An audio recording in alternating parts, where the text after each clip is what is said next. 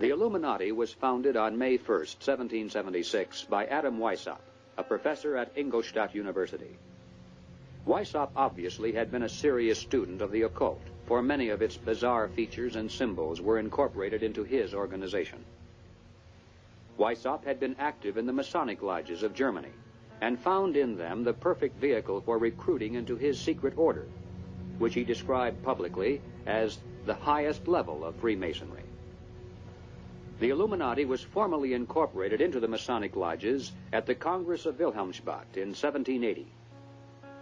It should be noted that Freemasonry in England and America historically is quite different. Its members are characterized by the highest standards of integrity. Nevertheless, it is a fact that from 1780 on, the Illuminati did flourish as a parasite on the highest levels of the Masonic movement in Europe, especially the Grand Orient lodges of France.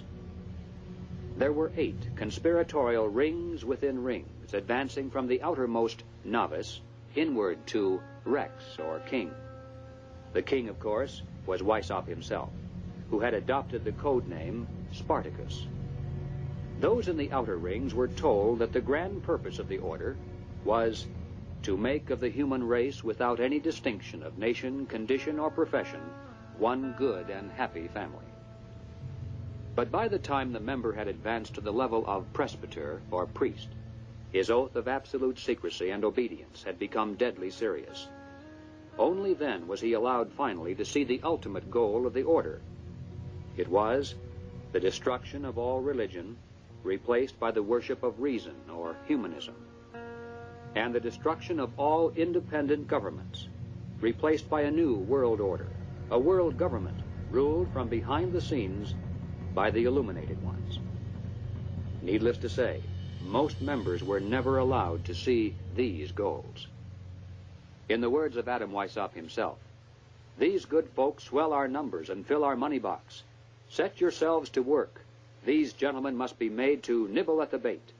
But this sort of people must always be made to believe that the grade they have reached is the last." The public record of the Illuminati is quite thin, but it does show that before it was exposed briefly in 1786, it had already enjoyed immense success in attracting into its outer rings some of the most prominent men of Europe. Its roster included important names in both government and finance. It was the most important single force behind the French Revolution. Some years later, an obscure intellectual by the name of Karl Marx joined a conspiratorial circle called the League of the Just. Shortly afterward, this group reformed into still another organization called the Communist League. And in 1847, they commissioned Marx to write their policy statement for the public. It was called the Communist Manifesto. On the surface, the manifesto appealed to the workers of the world to arise against their capitalist exploiters. But it should be noted that the project was supervised by Friedrich Engels, a capitalist of substantial wealth. Marx himself was so unimportant that his name didn't even appear on the manifesto for the first 20 years after its publication. In 1920, just 3 years after the Bolsheviks seized Russia, Winston Churchill declared, "From the days of Spartacus Weishaupt to those of Karl Marx, to those of Trotsky, Bela Kun, Rosa Luxemburg, and Emma Goldman, this worldwide conspiracy has been the mainspring of every subversive movement during the 19th century, and now at last has gripped the Russian people by the hair of their heads." Each year, May 1st is celebrated by communists world over as a day of international solidarity. As mentioned previously, the Illuminati also was founded on May 1st. Undoubtedly, this is merely a coincidence.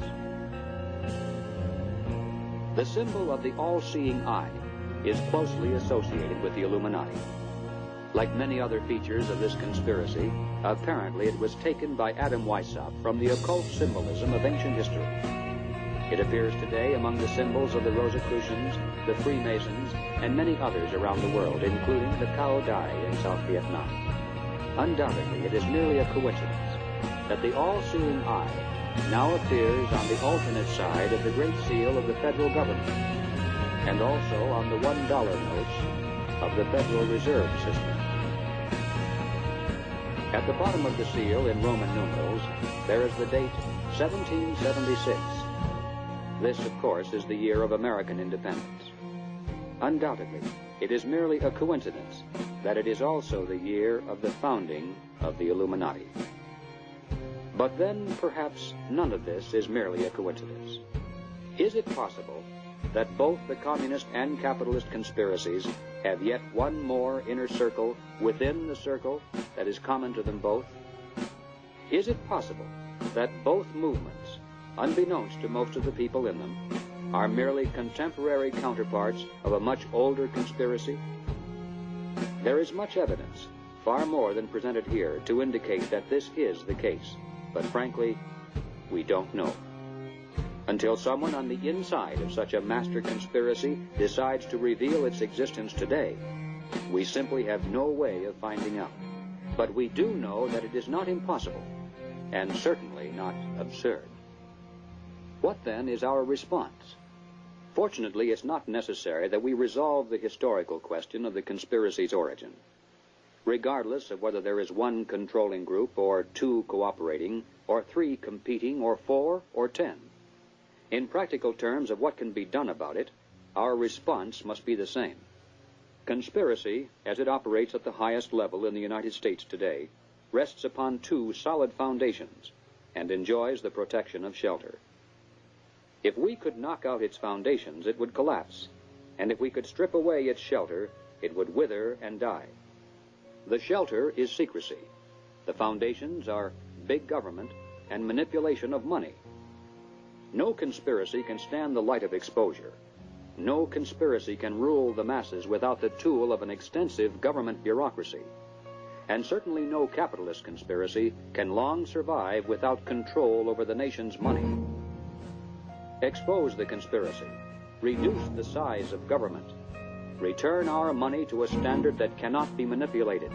This must be our response.